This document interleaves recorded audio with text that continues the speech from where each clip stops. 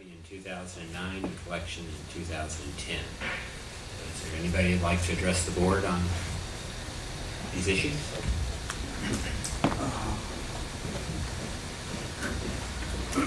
Morning, Joe D'Amico, Port Discovery. I'm gonna just state my opinion. I don't think you should do this. I don't think the board has done enough here to, we talk about, you know, cutbacks on the employees. I don't like to see that. But I have seen no action from this board to bring in new business into this county. And instead, you're gonna put this on the backs of my grandmother and property owners here around the county have been here for years. And I just don't see any action from you folks. So, I don't know much about the conservation stuff. I'm for, you know, living in a great place here. I love, you know, Discovery Bay where I live, and it's a beautiful place. But if there's money going towards trails and that stuff can be put on hold. That can wait. It'll still be here. So I think that we really need to focus on, and I haven't seen it, and I've asked Philip and I've asked the board, you know, I'd love to sit down with you guys and see what could be put together to drive business in here, into Jefferson County, and bring those tax revenues up. I know prior to, you know, the dispute that happened with SSNW, we were grossing $5 million a year. Now I'm grossing $1 million. So I can see why you got a property tax, you know, having to look at raising property taxes on folks, and why the state revenues are down for sales tax. So before you vote on this thing, I think it's important to really reach down inside yourself and ask yourself, if you guys, you three, done enough to make changes in this county? Or are you going to put it on the backs of the people that have been living here for a long time? Thank you. Anybody else? Bill? Bill Miller, 2023, Sims Way, number 360, Port Townsend. I just want to thank you guys for actually considering all these things and recognizing that we have to establish some priorities for our future. And I really believe that you should continue to support the conservation futures. I believe this is probably the best opportunity to take advantage of their availability. I recognize it's a struggle. However, we've always all lived on the backs of people who have paid the taxes before us, and we are going to pay the taxes for the people who come after us, and that's what we're supposed to do to keep our county going. And again, I thank you for your deliberations, for your efforts, and I am pleased to be a resident of Jefferson County with people like you and your staffs who work their little tails off to make this a good place. Thank you.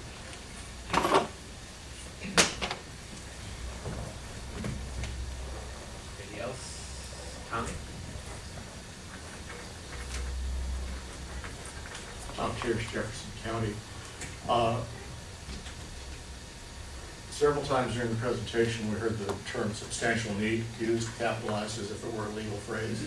I don't know what the definition of substantial need is. I really would like to hear what that is after my comments, please, because I think that is something that needs to be defined and made clear to the public as to what the legal definition of that is.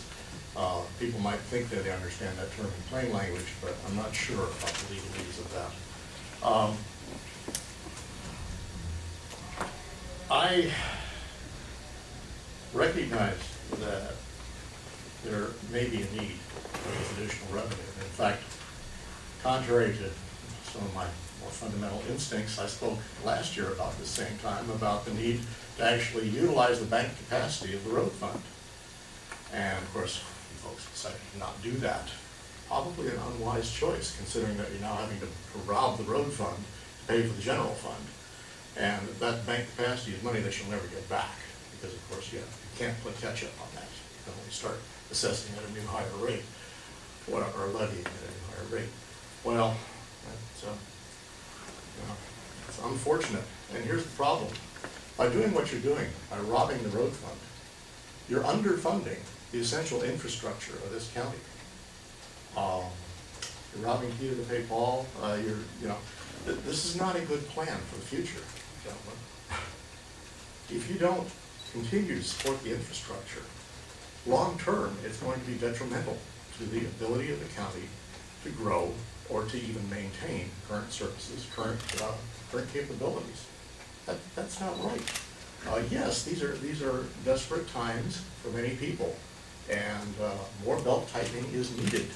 Because if you follow that graph for the road fund, what Mr. Morley termed a modest decline in the remaining capacity of the road fund, I don't consider a 10% per year robbing of that road fund, which is what that graph shows, approximately, to be a modest decline.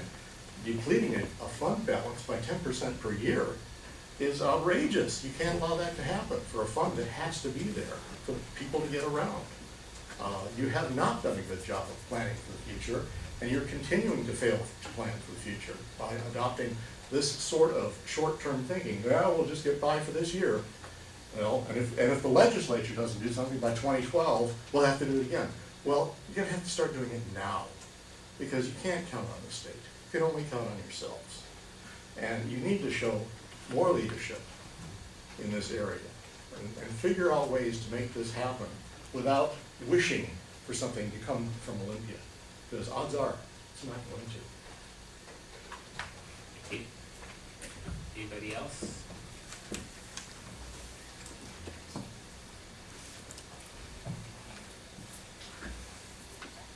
Gentlemen, I support, I'm sorry, my name is George Yunt.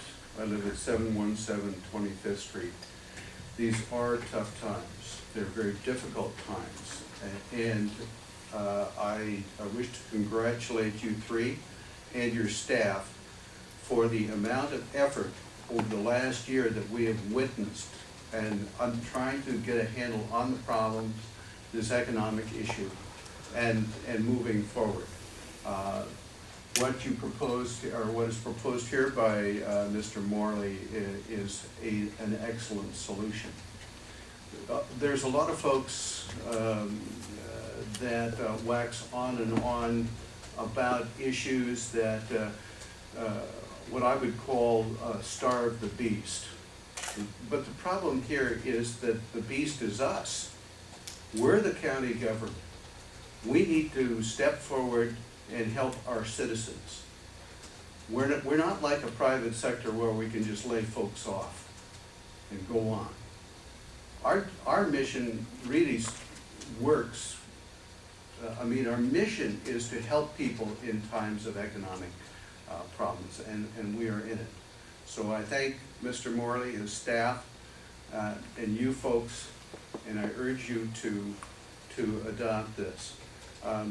The thing that I think comes home on this is the tremendous work by other elected officials and their staffs to work together to help here.